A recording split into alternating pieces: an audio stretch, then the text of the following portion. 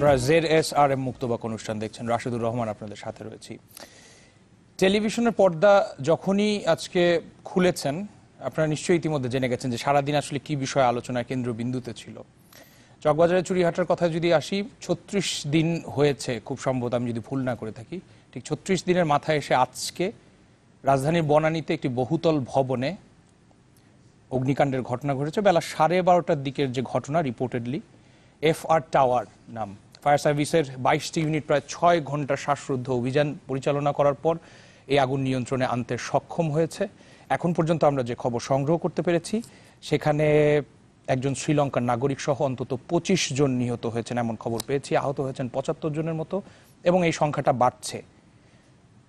Fire brigade ছাড়াও সেনাবাহিনী, নৌবাহিনী এবং বিমান বাহিনীর সদস্যরা উদ্ধার কাজে এগিয়ে এসেছেন, যোগ দিয়েছেন। তাদের নিরলস পরিশ্রম ছিল এবং আহত যারা রয়েছেন তাদেরকে মেডিকেলে পাঠানো হয়েছে। আমরা তাদেরও খোঁজ নিয়ে আসব।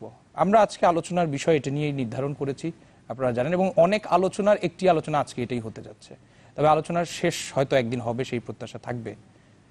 তার আগে শুরুতে একটা প্রতিবেদন দেখে আসতে চাই, তারপর প্রতিবেদনের আগে একবার আপনাদের পরিচয় করিয়ে দিই। আজকে আমাদের সাথে আমন্ত্রিত অতিথি রয়েছেন। আমাদের সাথে রয়েছেন পরিবেশ অধিদপ্তরের মহাপরিচালক ডক্টর সুলতান আহমেদ, রয়েছেন বেলার প্রধান নির্বাহী সৈয়দা রেজওয়ানা হাসান, আমাদের সাথে রয়েছেন ফায়ার সার্ভিস ও সিভিল ডিফেন্সের সাবেক পরিচালক মেজর অবসরপ্রাপ্ত MM মতিউর রহমান। আপনাদের তিনজনকে স্বাগত জানাচ্ছি আমাদের এই আয়োজনে। দর্শক, যেমনটা বলছিলাম, শুরুতে প্রতিবেদন দেখে আসতে চাই। সারা দিনের ঘটনা কি কি ঘটলো, কি চিত্র, একবার দেখে আসবো।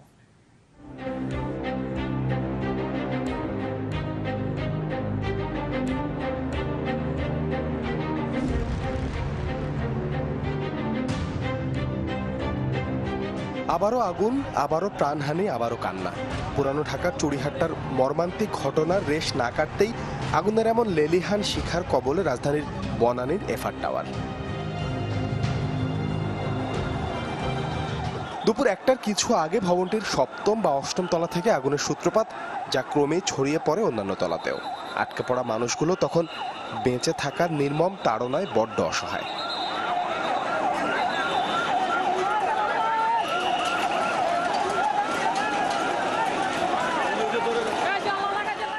ছাদের পাশে দুই পাশেই আপনার লোক আছে, কিন্তু নামার মতো আপনার সিস্টেম নেই। ভিতর থেকে প্রচন্ড পরিমাণে ধোঁয়া বাড়িতেছে এবং 10 তলায় অনেক লোক হাতি সাথী আছে যে আমাদের বাঁচান, ভিতরে প্রচন্ড আগুন। আমি ব্যাংকে কাজ করে আমি অফিসে ঢুকতে গিয়ে দেখি আগুন। আমার ভাইয়ের সাথে আমার ভাই হাত নাড়াইছে, আমার ভাই জানা লাগছিল, কিন্তু আমার ভাই আর বেঁচে নেই।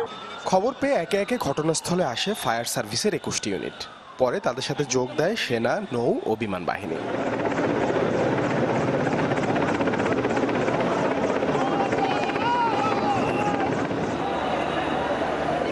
এয়ারলিফটের সাহায্যে ভবনের বিভিন্ন তলায় আটকে পড়াদের উদ্ধারে তৎপরতা চলে। যদিও পানির সংকট, তীব্র ধোঁয়া আর উৎসুক জনতার ভিড়ভাট্টা তৈরি করে প্রতিবন্ধকতা। 8, 9, 10 নম্বর ফ্লোরে আসলে এই আগুনটা বিস্তৃত হয়েছে। আগুনের কারণ, উৎস, এটা আসলে আমরা তদন্ত না করে বলতে পারছি না কিভাবে এটা হলো। আমরা তদন্ত করব। আমাদের অপারেশন ইজ স্টিল অন। আগামীকাল 10টা পর্যন্ত চলবে। ভিতরে আমাদের টিম আছে প্রায় 10-12টার মতো। এরা এখন ডিটেলস সার্চ করছে। আপনারা জানেন ক্যাজুয়ালিটির ব্যাপারে already you are aware about it. এখন ভিতরে কোনো ফায়ার নাই, এখন আপনার সার্চ অ্যান্ড রেস্কিউ অপারেশন চলছে। আমরা দেখছি আর কোনো ভিতরে আর কোনো লাশ বা অন্য কোনো কিছু আছে কিনা। সচেতনতার কোনো বিকল্প নাই। আমাদেরকে বারবার এই ধরনের দুর্ঘটনা আমাদেরকে স্মরণ করিয়ে দিচ্ছে যে আমাদেরকে সচেতন হতে হবে। আর সচেতনতা পারে এই সমস্ত দুর্ঘটনা থেকে আমাদেরকে রেহাই দিতে।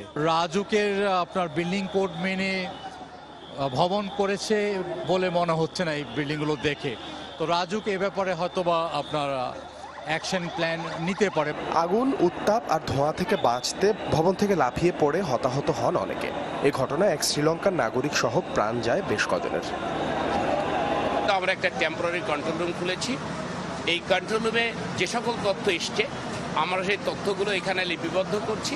এই ফ্লোরগুলো পরিষ্কার করে, এই যেহেতু এটি একটি বাণিজ্যিক ভবন, যাতে এখান থেকে কোনো মালামাল মিসিং না হয়, কোনো কাগজপত্র মিসিং না হয়, সেই দায়িত্ব সরকারের পক্ষে আমরা গ্রহণ করেছি। আহতরা ঢাকা মেডিকেল, কুর্মিটোলা হাসপাতাল, ইউনাইটেড ও অ্যাপোলো হাসপাতালে চিকিৎসাধীন। প্রতিবেদন দেখে আসলাম। পরিস্থিতি দেখে আসতে চাই ঘটনাস্থলে। এই মুহূর্তে আমাদের সহকর্মীরা অবস্থান করছেন। আশিকিন প্রিন্স বনানীতে এই মুহূর্তে অবস্থান করছেন ঘটনাস্থলে। আমরা আশিকিন প্রিন্সকে দেখতে পাচ্ছি, আশা করি আমার কথা শুনতে পাচ্ছেন। প্রিন্স, ধ্বংসযজ্ঞ তো দেখছি পিছনে, এখন পর্যন্ত যেটা বললাম যে 25 জন মারা গেছেন এমন খবর পেয়েছি। ওখানকার কি অবস্থা বা উদ্ধার কাজ আসলে কতটুকু এগোলো, কি পরিস্থিতি দেখছেন? রাশেদ, এখন উদ্ধার অভিযান চলছে। সন্ধ্যা 7টার সময় পুরোপুরি আগুন নির্বাপন করা হয় ফায়ার সার্ভিসের পক্ষ থেকে এবং এর পরপরই মূলত উদ্ধার অভিযান চলছে এবং এখনো পর্যন্ত উদ্ধার অভিযান চলছে বলে আমরা জানতে পেরেছি এবং ফায়ার সার্ভিসে উদ্ধার অভিযান পরিচালনা করছে এবং এখন পর্যন্ত মোট 25টি মরদেহ উদ্ধার করা হয়েছে, যেগুলো বিভিন্ন হাসপাতালে স্থানান্তর করা হয়েছে এবং একই সঙ্গে এই ঘটনায় 70 জন মারা গিয়েছেন। যখন 7টার সময় যখন অগ্নি পুরোপুরি নির্বাপন করা হয় তখন থেকে ফায়ার সার্ভিস উদ্ধার অভিযান চালায় এবং উদ্ধার অভিযান চালিয়েছেন ফায়ার সার্ভিসের স্বেচ্ছাসেবক আশিকুর রহমান। আপনি কি বলবেন যে আসলে আপনি উদ্ধার অভিযান চালিয়েছেন, আপনি ভিতরে কি দেখেছেন, কি অবস্থা দেখেছেন? আমি 8টার কিছু পরেই উদ্ধার অভিযানে অংশগ্রহণ করলাম। তো ভিতরে দেখি কোনো জায়গায় হালকা আগুন জ্বলতেছে, যেখানে আগুন জ্বলার কারণ কিছু ওখানে আপনার কাগজ ছিল এবং পার্টেক্সের যে টেবিলগুলো ছিল ওইগুলো উপরে উঠানো ছিল, ওইগুলো জ্বলতেছে, নিচে তো জাস্ট পানিতে ছিল। এটা এ পর্যন্ত। আপনি কিছুক্ষণ আগে উপর থেকে নেমে এসেছে, আপনি কোনো মরদেহ দেখেছেন কিনা? হ্যাঁ, আমি 8টা মরদেহ দেখেছি, সেটা 7ম তলায় ওদের নিয়ে আসা হয়েছে। ওরা কেউ হয়তো টেবিলে বসা ছিল, টেবিলে বসা অবস্থায় মারা গেছে, কেউ আপনার সিঁড়ির ইসে মারা গেছে, একজন বাথরুম থেকে তার উদ্ধার করা হয়েছে। এভাবে মানে 8টা কায়দা আর কি দেখা গেছে আর কি। তারা হয়তো বেশিরভাগ, আমার যেটা ধারণা এবং এটাই রাইট, আই এম রাইট, যেটা হচ্ছে ওরা মারা গিয়েছে শুধু একমাত্র যে গরম ধোঁয়াটা, এই ধোঁয়াটার এটার কারণে আর কি। যে আগুনে কেউ পুড়ে মারা যায়নি, পুড়ে গিয়ে সাফোকেশন অথবা ধোঁয়ার কারণে মারা গিয়েছে। ইয়েস, আই এম 100% রাইট যে 8 জন মারা গেছে। আমি যে 8 জন দেখেছি ওরা একদম 100% আগুনে পুড়ে মারা যায়নি, ওরা একদম ওই যে আপনার ধোঁয়াটার কারণে, গরম ধোঁয়াটা, ওই নিঃশ্বাসটার কারণে আর কি মারা গেছে।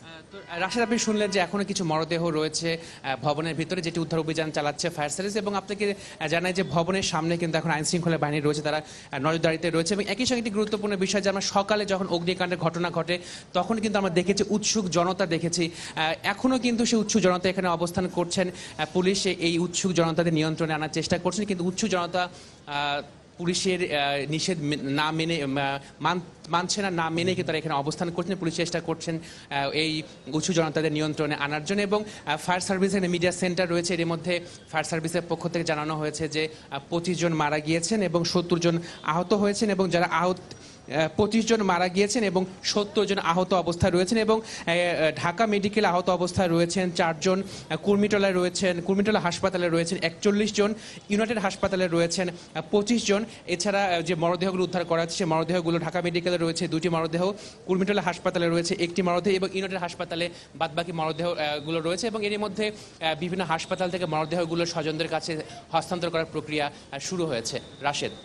আচ্ছা প্রিন্স, আপনি থাকুন, আমরা হয়তো প্রয়োজনে আরো একবার যেতে পারি আপনার কাছে। আশিকিন প্রিন্স ছিলেন আমাদের সাথে বনানী ঘটনাস্থলে, সেখানে ছিলেন, ধ্বংসযজ্ঞের চিত্র দেখছিলেন।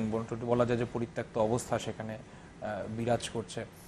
আমরা আলোচনায় যেতে চাই, চিত্র দেখে আসলাম এবং দর্শকদেরও জানিয়ে রাখতে চাই যে আজ সকালেই অগ্নিকাণ্ডের ঘটনা এবং আমাদের আসলে প্রস্তুতি কতটুকু, এই বিষয় নিয়ে গণশুনানি চলছিল সিরিডাপ মিলনায়তনে রাজধানী, এবং সেই আলোচনা চলতে চলতে এমনটি খবর আসলো। আর অনুষ্ঠানের শুরুতেই তো বলছিলাম যে চকবাজারের আগুনেরও আজকে 34-35 নম্বর দিন, সেখানে আজকে এরকম দুর্ঘটনা ঘটেছে। আলোচনায় চলে যেতে চাই, চলে যাব শুরুতে বেলার প্রধান নির্বাহী সৈয়দা রেজওয়ানা হাসান আপনার কাছে। আসলে কি পরিস্থিতি, যে আলোচনা হচ্ছিল গণশুনানিতে, সেখানেই যখন আপনারা জানতে পারলেন খবর, আসলে কি আলোচনা চলছিল আর এই খবর পাওয়ার পর আসলে কি প্রতিক্রিয়া? আসলে জি ধন্যবাদ। আসলে আমি সকাল থেকে আগুনে পোড়া মানুষ, তাদের দুঃখের কাহিনী, সরকারের বিভিন্ন ব্যাখ্যা, ব্যবসায়ীদের উত্তরের মধ্যে ছিলাম এবং তারপরে ওই গণশুনানির এক পর্যায়ে এই খবরটা শুনলাম এবং তারপর থেকে তো গণমাধ্যমে শুধু এটাই দেখছি। আমি তো আসলে শুনতে শুনতেই ক্লান্ত এবং অবসন্ন, আর যাদের উপর দিয়ে এই বিপদগুলো যায় তাদের তাহলে যে কিরকম অবস্থা, এবং এইরকম একটা মৃত্যু তো মানুষ কখনো ভাবে না। যেমন আজকে বৃহস্পতিবার, অনেকে হয়তো সকালে অফিসে গেছে, পরিকল্পনা করেছে দুপুরে এটা খাবো, দুপুর পর্যন্ত সে বাঁচতেই পারেনি। আমরা মানে আপনি চুরিহাটটাই বলেন, সে পুরনো ঢাকা থেকে নতুন ঢাকা, একই রকমের ঘটনার পুনরাবৃত্তি। সেখানে হয়তো আগুনের কারণ একরকম ছিল, এখানে হয়তো আগুনের কারণ একরকম। সেখানে হয়তো প্রাণ হারিয়েছে সরকারি হিসাব মতে 71 জন, এখানে এখনো 25 জন, কিন্তু বিষয়টা তো একই হলো যে আমরা আগুনটাকে সেইভাবে করে নিয়ন্ত্রণ করতে পারলাম না যাতে ক্ষয়ক্ষতি অনেক কম হবে। এরকম সভ্য দেশেও হচ্ছে, অগ্নিকাণ্ড হচ্ছে, কিন্তু মানুষ ক্ষয়ক্ষতির পরিমাণটা কমিয়ে রাখতে পারছে। এখানে আমাদের মেয়র সাহেব বলছিলেন জনসচেতনতা। জনসচেতনতা অবশ্যই একটি বড় বিষয়, যে আগুন লেগে গেলে আপনি কেমন করে নিজেকে রক্ষা করবেন বা আগুন যাতে না লাগতে পারে সেজন্য আপনি কি কি পদক্ষেপ গ্রহণ করবেন। কিন্তু অগ্নিকাণ্ডগুলো নিয়ন্ত্রণ এবং যখন আগুনগুলো লেগে যাবে তখন সেটা দক্ষ ব্যবস্থাপনা তো শুধুমাত্র সচেতনতা দিয়ে হবে না, সেখানে প্রস্তুতির দরকার, আপনার পূর্ব কিছু প্রস্তুতিরও দরকার। এখন আপনি শুনবেন যে এই বিল্ডিং এর আসলে প্ল্যান ছিল না, ঠিক যেমন আমরা শুনলাম ওয়াহিদ মেনশনের, যে ওয়াহিদ মেনশনের কোনো প্ল্যান ছিল না। আবার শুনবেন কিছুদিন পরে যে এই বিল্ডিং এ আসলে যেই কাজে এটা ব্যবহার করার কথা ছিল সেই কাজে ব্যবহার না হয়ে ভিন্ন কাজে ব্যবহার হচ্ছিল।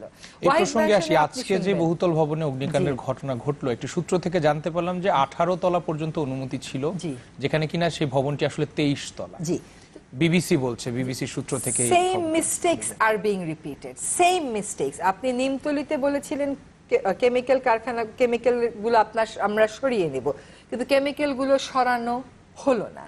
আবার এখানেও দেখেন 18 তলার জায়গায় যদি সত্যিই 23 তলা হয়ে থাকে, দৃশ্য তো আমরা যা দেখেছি, যদি একটি সংবাদ মাধ্যমে পড়েছি যে 2টো সিঁড়ি ছিল, কিন্তু দৃশ্য তো আমরা যা দেখেছি এত বড় হাই রাইজের বাইরের দিকে যে সিঁড়িটা থাকার কথা সেরকম সিঁড়িটা আমরা দেখিনি। কাজে এটা কেবল সচেতনতার ব্যাপার না, এটা পুরো ব্যাপারটা হচ্ছে ব্যবস্থাপনা, স্বচ্ছতা এবং জবাবদিহিতার। সচেতনতাটা ব্যবস্থাপনার একটা অংশ, যেখানে ব্যবস্থাপনা নেই। আজকে রাজুক এই কথা বলছে, তাহলে রাজুকের ওই সার্কেলের জন্য যিনি দায়িত্বপ্রাপ্ত কর্মকর্তা তিনি কি এটার দায় নেবেন? তিনি তো দায় নিচ্ছেন না। আমরা আজকেও দেখেছি ওয়াহিদ ম্যানশনের এর ব্যাপারে রাজুক বলেছে যে ওয়াহিদ ম্যানশনের কোনো বিল্ডিং এরই কোনো পারমিশন ছিল না। ফায়ার সার্ভিস বলেন, বিস্ফোরক বলেন, পরিবেশ বলেন, সবাই বলে যাচ্ছে যে এইখানে কেমিক্যাল রাখারও তার কোনো ট্রেড লাইসেন্স বা পারমিশন ছিল না। তো তারপরে এরা তো চলছিল। কাজে আপনি ব্যবস্থাপনাকে দায়ী না করে যদি জনসচেতনতার উপর পুরো দায়টা চাপিয়ে দেন, সেটা সঠিক না। সচেতনতা ব্যবস্থাপনার একটি অংশ। আমি মনে করি ব্যবস্থাপনার ক্ষেত্রে আমরা পিছিয়ে পড়েছি, এই কথাটা বলাটা ঠিক হবে না, আমরা আসলে ব্যর্থ হয়েছি। আমাদের ফায়ার সার্ভিস নিশ্চয়তা থেকে শুনবেন হয়তো সক্ষমতা বেড়েছে, কিন্তু সে পরিমাণ বাড়ে নাই যে পরিমাণ বাড়লে আমরা সত্যি সত্যি একটা সন্তোষজনক উত্তর দিতে পারতাম এই সমস্ত যখন দুর্যোগগুলো আসে তার। কাজে আমি জোর দেব ব্যবস্থাপনার উপর, আমি জোর দেব জবাবদিহিতা না থাকার উপর, আমি জোর দেব দায় দায়িত্বের উপর। এই যে এতগুলো লোক মারা গেল, এর দায় কে নেবে? এই যে আপনার চুরিহাটটা এতগুলো লোক মারা গেল, কেউ দায় নেবে না? কেমিক্যাল গুদামগুলো যে সরলো, এর দায় কেউ নেবে না? এমনকি ওয়াহিদ ম্যানশনের মালিকও নেবে না, সেও এখনো জামিনে মুক্ত হয়ে আছে। তাহলে এরকম অবস্থায় আপনি যদি দায় দায়িত্ব নির্ধারণ না করেন, নিয়মিত তদারকি না করেন, ব্যবস্থাপনাকে জোরদার না করেন, তাহলে তো আসলে একটার পর একটা এমন দুর্ঘটনা ঘটতেই থাকবে। মেজর অবসরপ্রাপ্ত এম মতিউর রহমান, আপনার কাছে যেতে চাই, যে বিষয়টি উঠে আসছিল যে ফায়ার সার্ভিস এবং সিভিল ডিফেন্স প্রস্তুত কিনা, আসলে যে সময়ের দাবি অনুযায়ী কি আমরা আধুনিকায়নে যেতে পেরেছি, আসলে এরকম অগ্নিকাণ্ডের ঘটনায় আসলে মোকাবেলা করার জন্য যথেষ্ট প্রস্তুত কিনা বা আধুনিক কিনা? প্রথমে আমি যারা এই দুর্ঘটনায় নিহত হয়েছে তাদের পরিবারকে সমবেদনা জানাচ্ছি, পাশাপাশি যারা মারা গেছেন তাদের আত্মার মাগফিরাত কামনা করছি। এবং প্রতিটা চ্যানেলেই কিন্তু আজকে এই খবর নিয়ে প্রায় এই প্রশ্নগুলো হচ্ছে। আপনি যদি বলেন আমাদের ফায়ার ব্রিগেড সক্ষমতার দিক থেকে কতটুকু প্রস্তুত, এই মেগা সিটি ঢাকা সিটি, আমরা ধরেন আরও যদি 10 বছর আগেও যান, যে কটা স্টেশন ছিল তার থেকে একটা বা দুটা বা তিনটা ম্যাক্সিমাম স্টেশন বেড়েছে, অর্থাৎ 11 থেকে 12 বা 13টা স্টেশন হয়েছে। এই মেগা সিটি তো প্রসার লাভ করছে, বড় হচ্ছে, যে পরিমাণ লোকজন ভিতরে ঢুকতেছে সেই পরিমাণ আমি বলবো ফ্যাসিলিটির দিক দিয়ে বা ফায়ার ফাইটিং এর দিকে অতি নগণ্য। সেটাকে সক্ষমতা, আজকে দেখেন বাড়িধারা স্টেশন থেকে যে গাড়িটা আসতে কতক্ষণে 18 মিনিট লেগেছে, কল পেয়েছে 12টা 50 মিনিটে এসেছে, মানে 1308 ঘটিকা, এই 18 মিনিট সময় লেগেছে। ওয়ারাজ ওয়ার্ল্ডের কোথাও কিন্তু মানে এই মেগা সিটিতে 8 মিনিটের মধ্যে কভার করতে পারে। তার মানে বুঝতে পারছেন যে আমরা কত পিছনে। তারপরে হচ্ছে দেখেন যে এখানে যখনই আসতেছে পথে ট্রাফিক জ্যাম, প্রচন্ড ট্রাফিক জ্যাম। আশেপাশে যখনই আগুনটা লেগেছে সাথে সাথে লোকজন, আশেপাশের লোকজন নেমে গেছে। পৌঁছতে দেরি হওয়ার কারণ ট্রাফিক ছাড়া আর কি কারণ আছে? অন্য কোনো কিউরিয়াস সীমাবদ্ধতা পিপল, কিনা? উৎসুক জনতা, যেটা আজকে ঘটনা আমরা দেখছিলাম, উৎসুক মানুষের জনতা, অতিরিক্ত লক্ষ লক্ষ চাপ। জন, হাজার হাজার জনতা সব নেমে আসছে। কি যেন আছে তারা দেখতে চায়। আসলে তারা তো কোনো কাজই এখানে এসে করতে হবে, প্রতিবন্ধকতার সৃষ্টি হচ্ছে। কোনো ট্রেন পিপল না থাকলে, প্রশিক্ষিত জন, আর্মি তো আসছে, তারা তো ভিতরে ঢুকতে পারবে না, তারা তো প্রশিক্ষিত, বাট ফায়ার লাইনে প্রশিক্ষিত না। ফায়ার লাইনে প্রশিক্ষিত ফায়ার ব্রিগেড, তাকে আগায় দিতে হবে, আগায় দিতে পারে না, আগাইতে পারছেন। আপনি নিশ্চয়ই দেখবেন যে যখনই ফায়ার ভেহিকেল বা কোনো অ্যাম্বুলেন্স মুভ করে সামনে জ্যাম আর জ্যাম, তো যেতেই পারে না। তো রাস্তাঘাট তো সেরকম ইমপ্রুভ না। আর যেসব বড় গাড়ি এখানে আসছে সেই গাড়িতে তো টাইম লাগে, এটা মানে ফায়ার ফাইটিংয়ের পর্যায়ে নিয়ে আসতে, সেখানে টাইম গিয়েছে। প্রথমে যে গাড়িগুলো বেরিয়েছে সেখানে তো দেখে যখন হাইরেজ বিল্ডিংয়ে ফায়ার, তখন অন্য গাড়িগুলো মুভ করেছে পাশাপাশি। সো সক্ষমার দিক দিয়ে ফায়ার ব্রিগেড উঠে, বা চতুর্দিকে ব্লক, ডানে যান বিল্ডিং, বামে যান বিল্ডিং, পিছনে বিল্ডিং, সামনে শুধু কয়েকটা জানলা দিয়ে আপনি ফায়ার করেছেন। ভিতরে তো ঢুকতে পারেনি ফায়ার ব্রিগেড, কীভাবে ঢুকবে আপনি বলেন? পুরা তো কোনো ফায়ার, তাদের জন্য আলাদা কোনো জায়গা রাখেনি যে জায়গা দিয়ে ফায়ার ব্রিগেড উঠে ওই তলায় যে ফায়ার ফাইট করবে। সো তাদের তো সেই সক্ষমতা আছে, বাট পৌঁছাইতে পারছে না। আপনার এই ক্ষেত্রে যেমন হেলিকপ্টার ব্যবহার হচ্ছে, এই হেলিকপ্টার দিয়ে আগুনটাকে বাড়িয়ে দেওয়া হচ্ছে, কারণ হেলিকপ্টারের যে পাখাগুলো, এটা যে পরিমাণ বাতাস স্প্রেড করে, ভিতরে যারা ছিল এটা আরও ত্বরান্বিত করেছে, আগুনটাকে বাড়িয়ে দিয়েছে। সো হেলিকপ্টার, এই ক্ষেত্রে হেলিকপ্টার আছে, ফায়ার ফাইটিং হেলিকপ্টার, সেটা হলে ঢাকা শহরের জন্য কার্যকরী ছিল। সেটা হলে দ্রুত এসে সাথে সাথে যতটুকু আগুন লেগেছে কয়েক সেকেন্ড লাগতো আসতে, দ্রুত এসে আগুনগুলো নিভাতে পারতো। সেটা তো নাই আমাদের জনসচেতনতার অভাব আছে। আমরা মানে সেই অভাবগুলোর জন্য আজকে দুর্ঘটনার বড় বড় কারণ হচ্ছে। ডক্টর সুলতান আহমেদের কাছে যেতে চাই। 8 মিনিটের জায়গায় না হলে 18 মিনিট লাগলো, কিন্তু যে ভবনে অগ্নিকাণ্ডের ঘটনা, তাদের কি আসলে অগ্নি নির্বাপন ব্যবস্থা বা ফায়ার ফাইট করার মতো অবস্থা থাকা উচিত কিনা, বা সেখানে হয়তো আমরা প্রায়শই দেখে থাকি যে সেরকম ব্যবস্থাই নেই, যে তারা অন্তত 8 থেকে 10 মিনিট পর্যন্ত টিকে থাকবে অগ্নি নির্বাপনের জায়গাটি থেকে। সেই জায়গা তো আমরা এটা দেখছি না। জি ধন্যবাদ। প্রথমেই যারা আজকে বনানীতে যে অগ্নিকাণ্ডের কারণে যারা মারা গেল, বা চুরিহাট্টাতে যারা ফেব্রুয়ারি মাসের 20 তারিখে যে ঘটনায় মারা গেল, তাদের রুহের মাগফিরাত কামনা করছি, আল্লাহ তাদের বেহেশত নসিব করুন। আর যারা মারা গেছেন তাদের যে আত্মীয় স্বজন আছেন, স্বজনরা, তাদের জন্য সমবেদনা জানাচ্ছি। আপনি যেটা বলেছেন, আমি পরিবেশ আইনের কথাটাই বলতে চাচ্ছি। এখানে ঢাকা শহরে যদি 10 তলার উপরে কোনো ভবন হয়, তাহলে পরিবেশ থেকে ছাড়পত্র নিতে হয়। আমরা ছাড়পত্রটা দিয়ে থাকি অনেকগুলো ক্লিয়ারেন্স পাওয়ার পরে, যেমন ফায়ার সার্ভিসের ক্লিয়ারেন্স আমরা তাদেরকে দিতে হয় ভবন থেকে, যে যিনি ভবন বানাবেন। রাজুকের প্রথমত ডিজাইন অনুমোদন, তার পরবর্তী সময়ে যখন ভবনটা নির্মাণ করা হবে, রাজুক আরেকটা অকুপেন্সি সার্টিফিকেট দেন যে এই ভবনটা বাসযোগ্য কিনা। এটা দেওয়ার পরে আমরা পরিবেশ অধিদপ্তর থেকে আমরা আমাদের ইন্সপেকশনের পরে আমরা দিয়ে দিই। এখানে একটা জিনিস আমি বলবো যে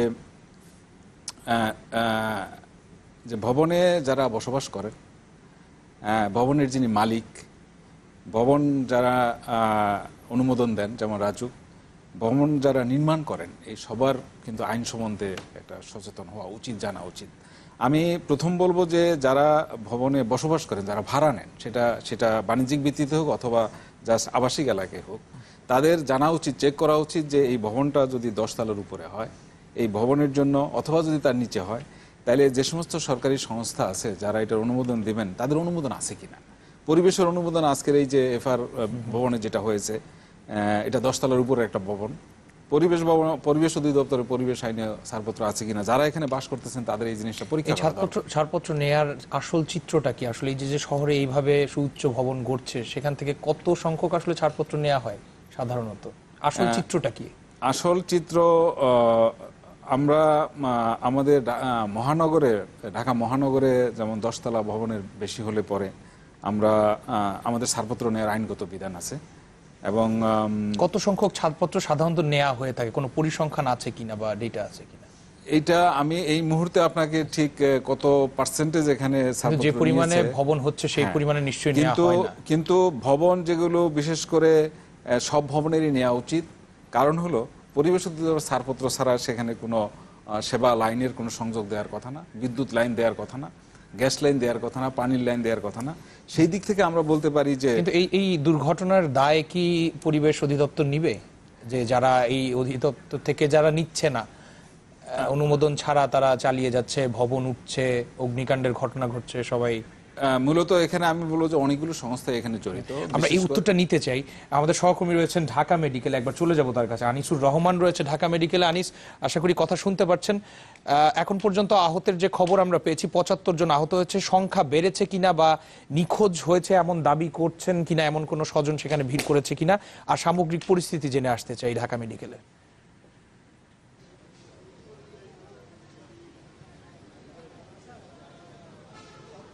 আনিসুর রহমান আমাদের সাথে রয়েছেন। আনিস, আশা করি আমার কথা শুনতে পাচ্ছেন।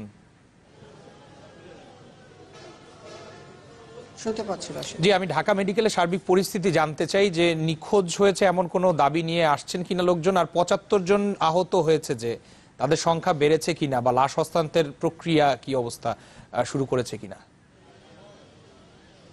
রাশেদ, ঢাকা মেডিকেলের মর্গে 7টি মরদেহ রয়েছে। তাদের মধ্যে 4 জনকে শনাক্ত করা হয়েছে। তাদের পরিবারের সদস্যরা তাদেরকে শনাক্ত করেছে, বাকিদের এখনও শনাক্ত করা যায়নি। আপনাকে একটু সামগ্রিক পরিস্থিতি যদি বলতে চাই, সেটা হচ্ছে ইউনাইটেড হাসপাতালে 3 জনের মরদেহ ছিল, সেটা কিন্তু 10:30টার দিকে মরদেহ হস্তান্তর করা হয়েছে। তাদেরকে নিয়ে যে যার মতো করে নিজ বাড়িতে নিয়ে চলে গেছেন। আর আরেকটা ইনফরমেশন আপনাকে দিয়ে রাখতে চাই, কুর্মিটোলা হাসপাতালে কিন্তু 6 জনের মরদেহ নেওয়া হয়েছে। তাদের মধ্যে 4 জনকে শনাক্ত করা হয়েছে বলে আমাকে জানিয়েছেন সেখানকার উপস্থিত নির্বাহী ম্যাজিস্ট্রেট। উনি বলেছেন যে 4 জনকে শনাক্ত যাদের হয়েছে তাদেরকে তাদের মরদেহ হস্তান্তর করে দিবেন, আর বাকি 2 জনকে সম্ভবত ঢাকা মেডিকেলে পাঠিয়ে দেওয়া হবে পরবর্তী হস্তান্তরের জন্য। আর একজন বিদেশি শ্রীলঙ্কান যিনি আছেন, ওনার মরদেহ উনি জানিয়েছেন যে সিএমএইচে আছে, এটা পরে হস্তান্তরের ব্যবস্থা নেওয়া হবে। আর এখানকার আপনি যেটা বলছিলেন যে স্বজনরা নিখোঁজদের উদ্দেশ্যে অনেক স্বজনরা এসেছেন, তাদেরকে খোঁজ করছেন, কিন্তু এখনও তাদের কাঙ্ক্ষিত ব্যক্তিকে খুঁজে পাননি। তারা কি অবস্থায় আছে সেটা নিয়ে তারা এখনো কিছু জানতে পারেনি। তবে আহতর সংখ্যা হিসাব করলে কিন্তু 75-এর মতোই হবে। তবে অনেকেই প্রাথমিক চিকিৎসা নিয়ে বাড়িতে চলে গেছেন। আমি যতটুকু জানতে পেরেছি, ইউনাইটেড হাসপাতালে 15 জনের মতো ভর্তি রয়েছেন। তার মধ্যে সবাই, একজন বাদে সবাই হচ্ছে ধোঁয়ায় শ্বাসকষ্ট নিয়ে ভর্তি হয়েছেন। আর ঢাকা মেডিকেলে 8 জন ভর্তি রয়েছেন, তাদের মধ্যে বার্ন ইউনিটে রয়েছেন 3 জন, আর 5 জন ইমার্জেন্সি তে রয়েছেন। তাদের শ্বাসকষ্ট নিয়ে। আপনি থাকুন আমাদের সাথে, আমরা আলোচনার আরেক পর্যায়ে চেষ্টা করবো আর একবার চলে যেতে সেখানকার পরিস্থিতি জানতে। আনিসুর রহমান আমাদের সাথে ঢাকা মেডিকেল থেকে যুক্ত হয়েছিলেন। দর্শক, ZSRM মুক্তবাক দেখছেন, আমরা আলোচনা চালিয়ে যাব। তার আগে ছোট্ট একটা বিরতিতে যেতে চাই।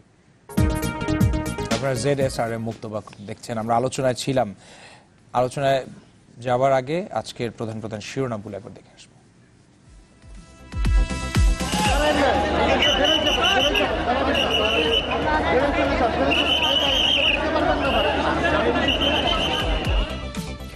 রাজধানীর বনানীতে বহুতল ভবনে ভয়াবহ আগুন, এক শ্রীলঙ্কান সহ অন্তত 25 জনের মৃত্যু, আহত 75।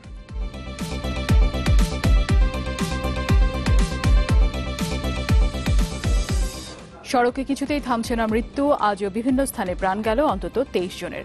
মাদারীপুরে সেতুর রেলিং ভেঙে বাস খাদে। সত্যিকার যারা অন্যায় লিপ্ত থাকে তাদের বিরুদ্ধে ব্যবস্থা নিতে হবে, কিন্তু কোনো নিরপরাধ মানুষ যেন কখনো হয়রানির শিকার না হয়। মানবাধিকারের কথা মাথায় রেখে আইন প্রয়োগে র্যাবের প্রতি আহ্বান প্রধানমন্ত্রীর, কাউকে অযথা হয়রানি না করার নির্দেশ। শিরোনামগুলো দেখে আসলাম। ডক্টর সুলতান আহমেদের কাছে যাব, যে বিরতির আগে যে আলোচনায় ছিলাম, পরিবেশ অধিদপ্তর আসলে দায় নিতে প্রস্তুত কিনা, যে অনুমতি নেওয়া দরকার ছিল, এই অনুমতি ছাড়া কিভাবে আসলে চালাচ্ছেন এই সুউচ্চ ভবন নিয়ে। পরিবেশ অধিদপ্তরের দায়টা আমি বলি যে যখন একটি ভবনের ছাড়পত্র নেওয়ার আইনগত প্রয়োজন হয়, যেমন 10 তলার উপরে যদি ঢাকা শহরে হয়, সেই ক্ষেত্রে অন্যান্য সংস্থা যারা আছে, যেমন রাজুক, তারপরে ফায়ার সার্ভিস, এদের কোনো নেওয়ার পরেই আমরা এই ছাড়পত্রটা প্রথমত একটা অবস্থান ছাড়পত্র দেই, তারপর যখন ভবনটা নির্মাণ হতে যদি কয়েক বছর লাগে ওই সময় এটা প্রতি বছরই আমরা এটাকে পর্যবেক্ষণ করে আমরা এটা রিনিউ করি। কিন্তু যখন ভবনটা শেষ হয়ে যায়, সমস্ত কাগজপত্র যখন ঠিক হয়, আমরা তাদেরকে ছাড়পত্র দেই। এই ছাড়পত্র দেওয়ার পরে ভবনে যারা বসবাস করবেন, ভবনের যে মালিক, তারা ফায়ার সার্ভিস, ফায়ার ফাইটিং এর ব্যবস্থা ঠিক মতো আছে কিনা সেই জিনিসটা তাদের নিশ্চিত করার কথা। পরবর্তী সময় আর পরিবেশকদের কাছে তাদের আসতে হয় না, কারণ আর নবায়নের প্রয়োজনটা তখন হয় না। সেই ক্ষেত্রে আমি যেটা লক্ষ্য করেছি সেটা হলো যে কোনো মহড়া হয় না। একটা ভবন, যেমন 25 তলা একটা ভবন আছে, বছরে একবার বা দুইবার কমপক্ষে মহড়া হওয়া উচিত, যে সাইরেন বাজানোর পরে লোকজন যাতে নেমে যায়। এই মহড়া হচ্ছে কিনা সেই তদারকি কে করে? এটা ফায়ার সার্ভিস তাদের এই মহড়াটা হওয়া উচিত। সাইরেন বাজালে অনেক সময় দেখা যায় ভবনের যে বাসিন্দা তিনি নামছেন না বা উনি সচেতন না।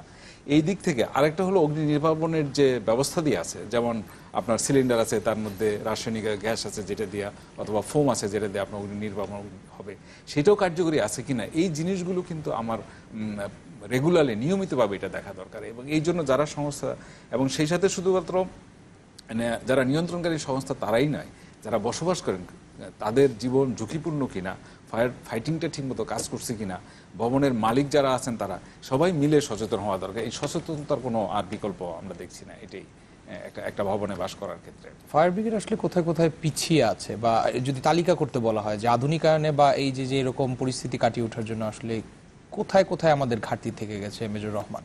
ওকে, তার আগে আমি কয়েকটা জিনিস অ্যাড করতে চাই। যখনই 10 তলার উপর কোনো বিল্ডিং হাই রেজ হিসাবে ডিক্লেয়ার করা হয়, তার মানে ইনবিল্ড ফ্যাসিলিটি তাকে থাকতেই হবে। কি কি থাকতে হবে?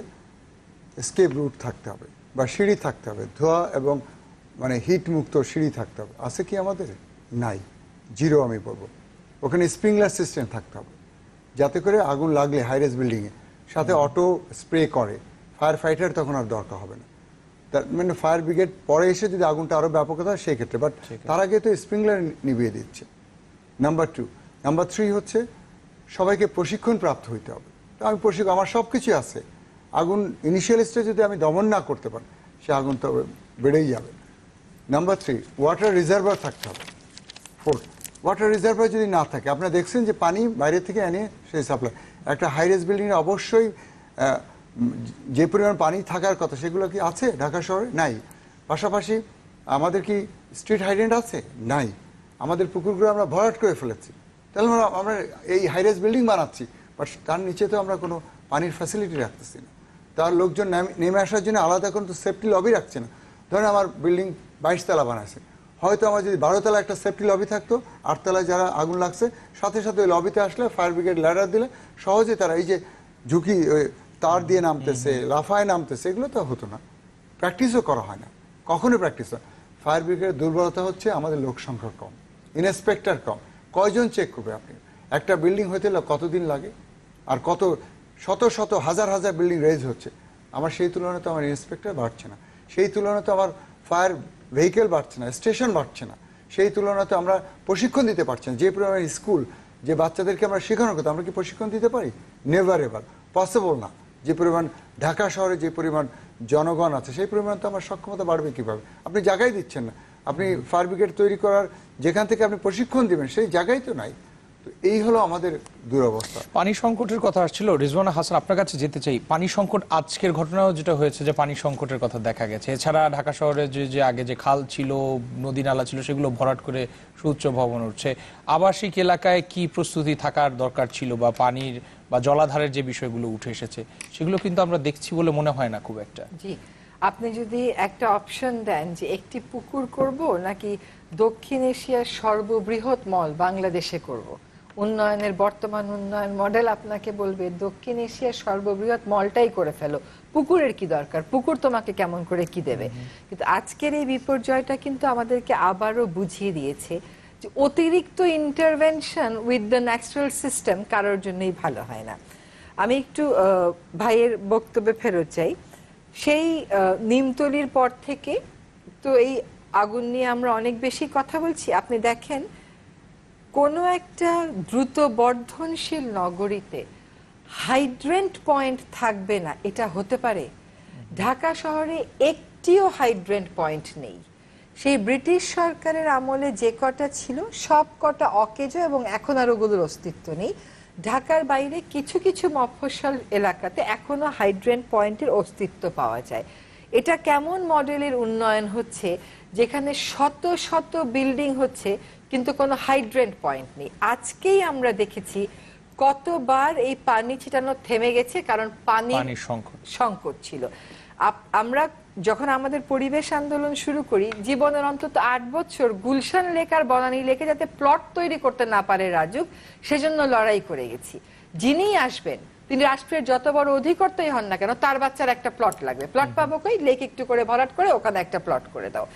তো আমার কাছে মনে হয়েছে যে ঢাকা শহরকে যে বসবাসের অযোগ্য বলা হয়, সবচাইতে অযোগ্য নগরী বলা হয়, এইটা কি খামোখা বলা হয়? এটা বললে আবার অনেকের খুবই মানে আতে লেগে যায়, আমাদেরও কষ্ট হয়। আমরা তো বসবাসের অযোগ্য নগরীতে থাকবার জন্য এত কথা বলি না, কিন্তু আমাদের উন্নয়নটা এতই অপরিকল্পিত এবং এতই অনিয়ন্ত্রিত। আপনি আজকের এই দৃশ্যের দিকে তাকান, এই রোডের দিকে তাকান, প্রত্যেকটা বিল্ডিং একটার সাথে একটা গায়ে লাগানো।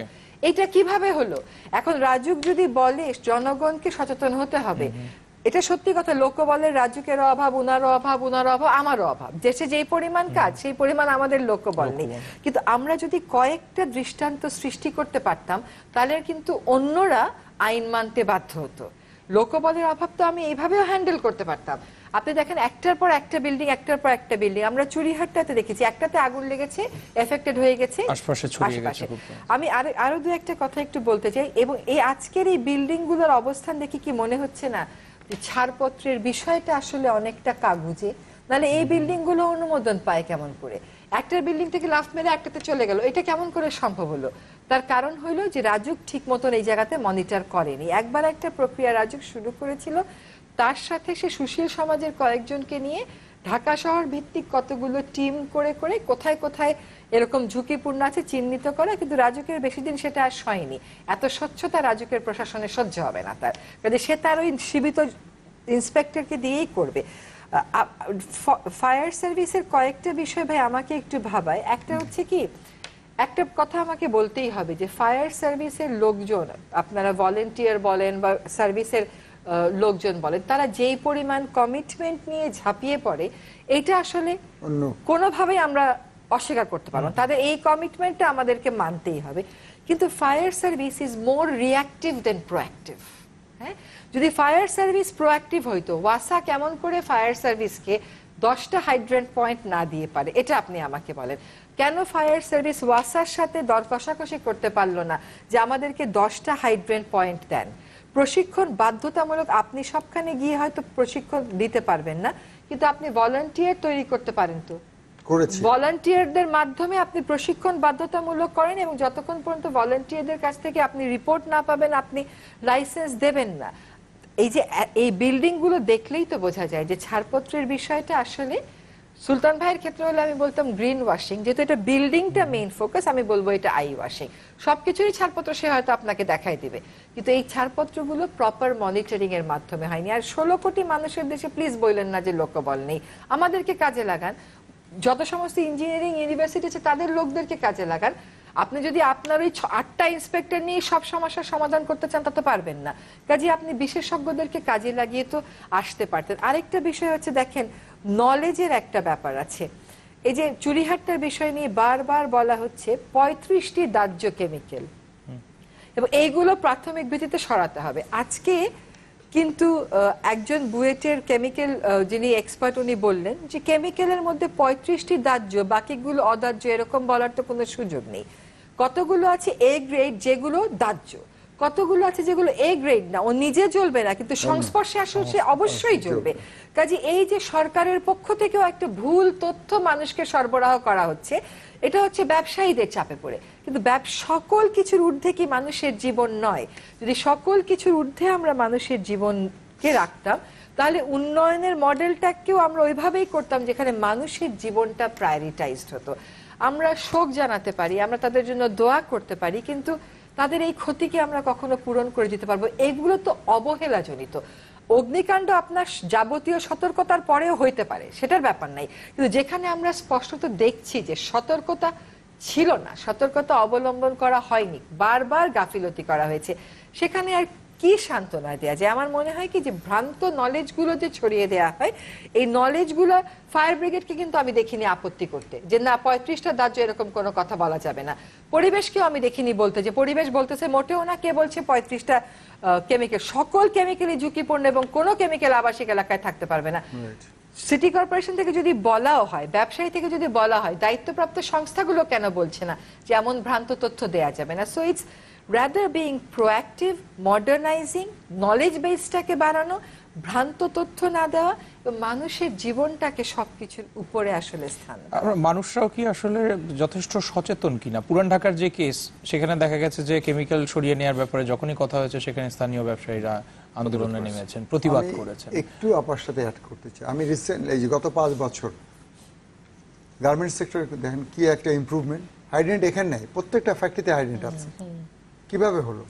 ডেফিনেটলি বায়ার এবং অন্যদের এবং গভর্নমেন্টের প্রেসারে এটা হয়েছে। তো আমরা কেন ঢাকা শহরে এটা করতে পারবো না? এবং ইমার্জেন্সি এক্সিট রাখার জায়গাটাও কিন্তু গার্মেন্টস কেন্দ্রিক থেকে গেছে একসময়। আমি যে হামিম গ্রুপে চাকরি করছি, ওই 10 তলা ভবন আছে, স্প্রিংলার আছে, ফায়ার ডোর আছে, প্রত্যেক 6টা করে সিঁড়ি আছে। সো পর্যাপ্ত পরিমাণ আপনার যাওয়ার মানে অফুরন্ত জায়গা। আমি আজকে ওটার উপরে একটা প্রশিক্ষণ দিয়েছি। সো এটা হলো মানুষের ইন্টেনশন, গভর্নমেন্টের ইচ্ছা যে করতেই হবে, থাকতেই হবে। Only then it is possible. Government যে অর্গানাইজেশনগুলো কাজ করছে, যে ঠিকমতো কাজ করে, এটা কখনোই এটা বাইপাস করে যেতে হবে। তার মানে দেয়ার ইজ সাম গ্যাপ। এই গ্যাপগুলোকে বের করতে হবে যাতে করে আমরা প্রপারলি ঢাকা শহরকে দেখতে চাই। আদারওয়াইজ এই এই ডিজাস্টারগুলো আরো বড় আকারে হবে। ভূমিকম্প হলে আপনি কোথায় যাবেন? আপনি আমাকে বলেন, যাওয়ার কোনো জায়গা আছে? একটা ছোট্ট প্রশ্ন, যারা টেলিভিশন দেখছেন বা যারা, আমরা জানি না যে কালকে আমি দুর্ঘটনার শিকার হব কিনা। অগ্নিকাণ্ডের ঘটনার পর যে বিষয়টি আমরা দেখছিলাম যে একজন বার্নড হয়ে মারা গেছে, বাকি সবাই আসলে শ্বাসকষ্টজনিত কারণে মারা গেছে। ধোঁয়া থেকে আসলে বাঁচার জন্য কি করা যেতে পারে তাৎক্ষণিকভাবে যদি কোনো দুর্ঘটনার শিকার হই? প্রথমে যদি ধোঁয়া, স্মোক যদি রুমের মধ্যে প্রবেশ করে, সেই ক্ষেত্রে বসে পড়া, অর্থাৎ একটা সার্টেন ইয়ের পরে ধোঁয়া নিচে কিন্তু প্রবেশ করবে না, তখন ওইখানে অক্সিজেন বা ফ্রেশ এয়ার পাওয়া যায়। 30 সেন্টিমিটারের নিচে অবশ্যই আপনি অক্সিজেন, শুয়ে পড়া। এই যে লোকগুলো মারা গেছে, ডেফিনেটলি তারা দাঁড়িয়েছিল, চেষ্টা করছে।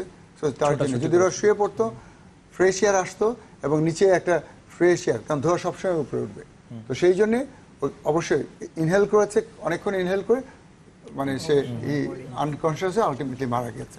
তো প্রথমেই যখনই রুমে ধোঁয়া প্রবেশ করতে যাবে, সিল করে দাও, কাপড় চোপড় দিয়ে বন্ধ করে দাও যাতে করে ধোঁয়া এখানে প্রবেশ না করে।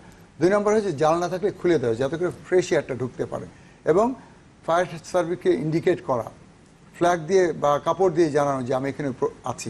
সো কিছুক্ষণ পরে বা অপারেশনের এক পর্যায়ে ফায়ার ব্রিগেড অবশ্যই প্রবেশ করবে। সেই ক্ষেত্রে সেই স্পেসটা রেখে রাখা, অথবা যদি ছাদ খোলা থাকে ছাদে চলে যাও। দিজ আর দ্য বেসিক ইয়ে। কারণ আগুন দিয়ে আপনি তো নিচে নামতে পারছেন না, যাবেন কোথায়? হয় রুমে থাকতে হবে, রুমে যদি সিল করে রাখেন তাহলে সম্ভব। এবং যদি ধোঁয়া প্রবেশ করে, শুয়ে পড়তে হবে বা বসে পড়তে হবে, তখন আপনি ফ্রেশ বাতাসটা পাবেন। কোনো ভবনে আগুন লাগলে আমরা যে বিষয়টি নিয়ে আমরা আসলে বাইরে থেকে আলোচনা করি যে সিঁড়ি ব্যবহার করে উপরে যাওয়ার অবস্থা আছে কিনা, আপনারা কি নির্দিষ্ট কোনো পয়েন্ট আলাদা করে আইডেন্টিফাই করেন কিনা যে এই জায়গাগুলো আসলে বেশি এফেক্টেড হয়, যে ধোঁয়া ওখানে প্রবেশ করবে বেশি, সিঁড়ি ঘর ব্যবহার করার থেকে বিরত থেকে অবস্থান করা, ভেতরে অবস্থান করা উচিত কিনা, শুয়ে পড়া, নিচু হয়ে? প্রথমে তো আপনার হাই রেজ বিল্ডিং হলে অবশ্যই সিঁড়ি, একটা সিঁড়ি অবশ্যই আপনাকে মানে সেফটি মানে লবি হিসাবে বা সেফটি স্টেয়ার হিসাবে আপনাকে দেখতে হবে। ফায়ার ডোর থাকতে হবে হাই রেজ বিল্ডিং হলে, যাতে করে ধোঁয়াটা সিঁড়ির মধ্যে প্রবেশ না। আমি যখনই সিঁড়ির মধ্যে যাব, that mean I am safe. তার মানে এটা অবশ্যই তাকে থাকতে হবে। যদি না থাকে, যদি সেটাও ধোঁয়া স্মোক মানে প্রবেশ করে গেছে, সেই ক্ষেত্রে নিজের জায়গায় থেকে ফায়ার ব্রিগেডকে খবর দেওয়া বা নিয়ারেস্ট আত্মীয় স্বজনকে জানানো, অমুক ফ্লোরে আমি আটকা পড়েছি। ফায়ার ব্রিগেড তাদের মাধ্যমে খবরটা তথ্য নিয়ে তাদেরকে রেস্কিউর মাধ্যমে তাকে নিয়ে আসতে পারে। বাট বেসিক্যালি অবশ্যই হাই রেজ বিল্ডিং হলে অবশ্যই আপনাকে মানে একটা প্রোটেক্টেড জলাধারের কথায় আসি, যে এই যে জলাধার ভরাট করে যে ভবন হচ্ছে, উন্নয়নের জন্য আমরা অনেক সময় বলি দিচ্ছি, নদী উদ্ধারের পুনরুদ্ধারের জন্য কিন্তু আমরা যথেষ্ট সচেতনতা দেখছি ইদানিং। তাহলে শহরের ভেতরে অভ্যন্তরে যে সব বাণিজ্যিক এলাকা বলেন বা আবাসিক এলাকা বলেন, সেখানে এই জলাধার রাখার জন্য বা পুনরুদ্ধার করার জন্য যে খালগুলো ভরাট করা হয়েছে, আপনাদের তরফ থেকে কোনো পরামর্শ আছে কিনা বা কর্মপরিকল্পনা নেওয়া উচিত কিনা? হ্যাঁ, না ধন্যবাদ। একটি চমৎকার পয়েন্ট আপনি বলেছেন। ঢাকা শহরে এক সময় প্রায় 50টার অধিক খাল ছিল, এবং ঢাকার চারপাশে যে 4টা নদী আছে, মূলত এটা একটা ওয়াটার সিস্টেম ছিল, যে এই পানি ড্রেনেজ হতো, বৃষ্টির পানি এই নদীতে যেত। কালের পরিক্রমায় এই অধিকাংশ আপনার এই খালি ভরাট হয়ে গিয়েছে। মাননীয় প্রধানমন্ত্রীর পলিটিক্যাল ম্যানিফেস্টো, এই সরকারের পলিটিক্যাল ম্যানিফেস্টোতে আছে যে সমস্ত খালগুলো ভরাট করে বক্স কালভার্ট করা হয়েছে সেগুলো আবার ওপেন করার একটা বড় প্রতিশ্রুতি আছে।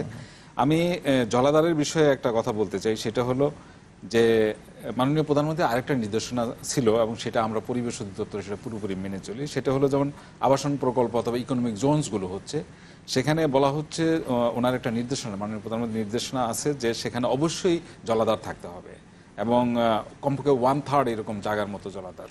প্রাকৃতিক জলাধার যেটা আছে সেটাকে কোনো অবস্থাতেই নষ্ট করা যাবে না, বরং আরও অতিরিক্ত জলাধার করতে হবে। এই নির্দেশনাগুলো যেমন আমাদের পূর্বাচল প্রকল্প আছে, আবাসন প্রকল্প, ঝিলমিল অথবা আপনার জলছিরি এগুলোতে আছে। এই জায়গাগুলোতে কিন্তু আমরা এগুলো নিশ্চিত করেছি। যখন আমরা পরিবেশ অধিদপ্তর থেকে যখন আমরা তাদেরকে ছাড়পত্র দিয়েছি তখন এই জিনিসগুলো করেছি। আরেকটা হলো যে জলাধার শুধুমাত্র যে অগ্নি নির্বাপনের জন্য প্রয়োজন শুধু তা নয়, আরও কতগুলো তার প্রয়োজনীয়তা আছে। যেমন শহর গরম হয়ে যাচ্ছে কংক্রিটের কারণে, এই জলাধারগুলো কাজ করে অনেকটা কুলিং এজেন্ট হিসাবে, ইভাপোরেশন হয়, তারপরে পরিবেশ তার ঠান্ডা হয়। আরেকটা হলো যে নগর জলাশয়গুলো নগর পরিবেশ সংরক্ষণের জন্য, এই যে পাখি এটা সেটা যারা আছে এদের জন্য কিন্তু ওই পানিটা খুব দরকার হয়। ফলে শুধুমাত্র ফায়ার ফাইটিংয়ের জন্যই নয়, আপনার শহরকে ঠান্ডা রাখা, শহরের যে একটা পরিবেশ আছে সেটাকে, তার যে জীববৈচিত্র্য আছে সেটাকে রক্ষা করার জন্য কিন্তু এই জলাশয়গুলো আমাদের খুবই প্রয়োজনীয়। এবং আমরা এখন নতুন যে জিনিসগুলো হচ্ছে, আর এই শহরের যে চারপাশের যে নদীগুলো আছে, আপনি জানেন যে এগুলোকে আমরা লিগেসি পলিউশন বলি, দীর্ঘদিনের 40, 50, 60 বছরের যে পলিউশনের কারণে নদীগুলো আপনার চরমভাবে দূষিত হয়েছে। এই নদীগুলোকে ইকোলজিক্যালি রেস্টোর করার জন্য একটি রিভার মাস্টার প্ল্যান তৈরি হয়েছে। এটা মাননীয় স্থানীয় সরকার মন্ত্রী ওনাকে প্রদান করে যেটা করা হয়েছে। আমরা মাস্টার প্ল্যানটা চূড়ান্ত করেছি, প্রধানমন্ত্রীর কার্যালয় থেকে অনুমোদন হওয়ার পরে এটা বাস্তবায়ন হবে।